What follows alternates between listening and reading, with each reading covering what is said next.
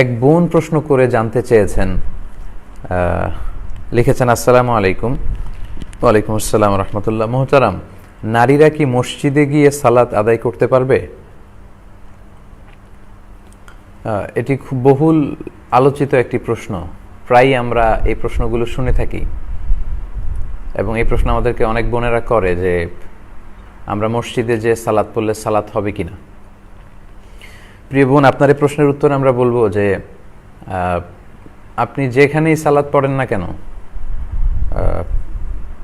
আমভাবে পৃথিবীর যে কোনো জায়গাতেই ওই জায়গাটি যদি পবিত্র হয় তাহলে আপনি সেখানে সালাত পড়তে পারবেন। আল্লাহ রাসূল সাল্লাল্লাহু আলাইহি ওয়াসাল্লামকে 5টি বিশেষ বৈশিষ্ট্য দান করা হয়েছে যেটি পৃথিবীর অন্য কোনো নবীকে আল্লাহ তাআলা দেননি। তার মধ্যে একটি হচ্ছে জুইলাত লি আল আরদু মাসজিদান ওয়া তাহুরা। আল্লাহ রাসূল সাল্লাল্লাহু আলাইহি ওয়াসাল্লাম বলেছেন, আল্লাহ তাআলা আমার জন্য পুরো পৃথিবীকে সেজদার জায়গা বানিয়েছেন এবং পবিত্র বানিয়েছেন। পৃথিবীর যে কোনো জায়গায়, যে কোনো বাগানে, যে কোনো গার্ডেনে, মরুভূমিতে, বালুতে, মাটিতে, যে কোনো জায়গায় আমরা আমাদের আল্লাহ তাআলাকে সেজদা করতে পারবো এবং এই পুরো জমিনটাই হচ্ছে পবিত্র। যারা একটা দল আছে বাংলাদেশে মারেফতের কথা বললে, তো তাদেরকে সালাতের কথা বললে তারা বলে শয়তান তো পুরো জমিনের সেজদা দিয়ে পুরো জমিনটাকে নাপাক করে রেখেছে, তো আমরা কোথায় সেজদা দেবো, এজন্য আমরা নামাজ পড়ি না। তো এগুলো হচ্ছে তাদের ফালতু যুক্তি। আসলে পৃথিবীর যে কোনো জায়গায় সালাত পড়া যায়। আপনি মসজিদে পড়তে পারবেন, মসজিদ ছাড়া অন্য জায়গাতেও পড়তে পারবেন। এটিই হচ্ছে ইসলাম ধর্মের একটি অনন্য বৈশিষ্ট্য। আমাদের আগে অন্যান্য নবীর সময়কালে, অন্যান্য উম্মতদের সময় তাদের এবাদতগাহ মানে মুসল্লা মা'বাদ, ওই এবাদতের জায়গা, সালাত আদায়ের জায়গা ছাড়া অন্য জায়গায় সালাত পড়লে সালাত হতো না। কিন্তু আল্লাহ তাআলা দয়া করে বিষ্ণু ঈসা ইসলামকে এবং এই উম্মার জন্য আমি বলবো এটা একটা গিফট যে আল্লাহ তাআলা পৃথিবীর যে কোনো জায়গায় আমরা সালাত আদায় করলে সেই সালাত আল্লাহ কবুল করে নেবেন। তো প্রিয় বোনের প্রশ্নের উত্তরে আমি প্রথমে এই কথা বলবো যে হ্যাঁ, অবশ্যই আপনি মসজিদে সালাত আদায় করলে, নারীরা মসজিদে যে সালাত আদায় করলে সালাত হবে না কেন? নারীরা কি আল্লাহর বান্দি নন? অবশ্যই তারা আল্লাহর বান্দি। তবে মসজিদ থেকে ঘরে সালাত আদায় করা উত্তম। এই মর্মে আল্লাহ রাসূল সাল্লাল্লাহু আলাইহি ওয়াসাল্লাম বলেছেন যে বুয়ুতুহুন্না খায়রুন লাহুন্না, ঘরই তাদের জন্য উত্তম কম্পেয়ার টু মস্ক। মসজিদে নামাজ পড়ার চেয়ে ঘরে নামাজ পড়লে তাদের বেশি সওয়াব। তবে মসজিদে যেতে নারীদেরকে বারণ করা যাবে না। আল্লাহ রাসূল সাল্লাল্লাহু আলাইহি ওয়াসাল্লাম বলেছেন লা তামনাউ ইমা আল্লাহি মাসাজিদ আল্লাহ, তোমরা আল্লাহর বান্দীদেরকে, আল্লাহর বাদীদেরকে মসজিদে যেতে বারণ করো না।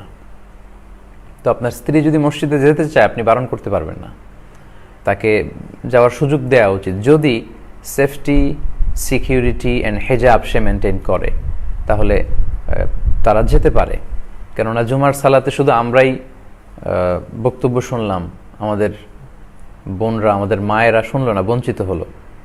ঈদের সালাতের এত গুরুত্বপূর্ণ খুতবায় কত বিষয় নিয়ে, মুসলিম উম্মার ক্রাইসিস নিয়ে, সমস্যা নিয়ে, সম্ভাবনা নিয়ে ইমাম সাহেব বা খতিব সাহেব গাইডলাইন দেয়, এগুলো শুধু আমরাই শুনলাম, আমাদের বোনরা, আমাদের মায়েরা শুনলো না।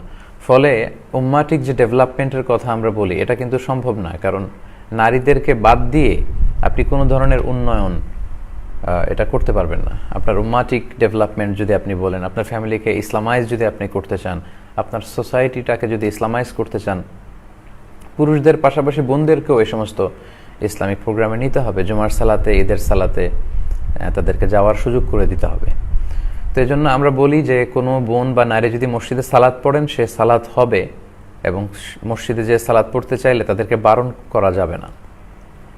তবে তাদের জন্য শ্রেষ্ঠ জায়গা হচ্ছে তাদের ঘর।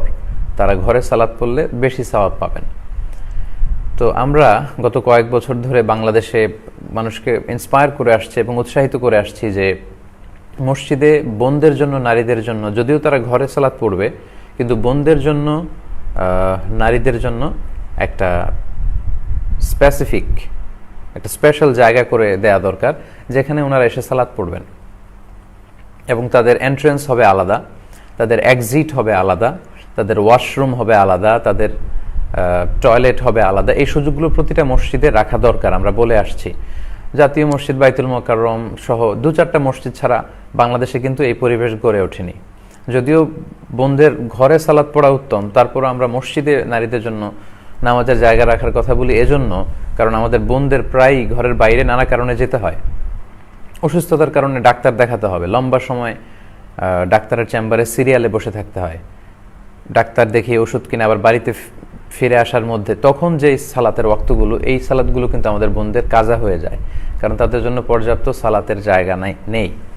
অথবা আমরা কোথাও ঘুরতে গেলাম, প্রায় দেখা যায় যে আমাদের সাথে যেই আমাদের বোনেরা মায়েরা আছে তাদেরকে আমরা মসজিদে ঢোকাতে পারি না, কারণ মসজিদে তাদের জন্য সুন্দর জায়গা নেই, অজুর জায়গা নেই, ওয়াশরুম নেই।